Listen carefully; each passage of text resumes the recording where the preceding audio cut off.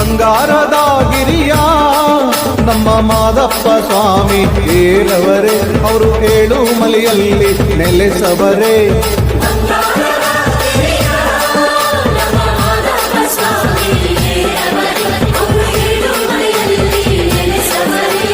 ಮುಂಗೈಲಿ ಜೋಳಿಗೆ ರುದ್ರಾಕ್ಷಿ ಕೊರಳಿಗೆ ಹುಲಿಯೇರಿ ಸ್ವಾಮಿ ಮೆರೆದವರೇ.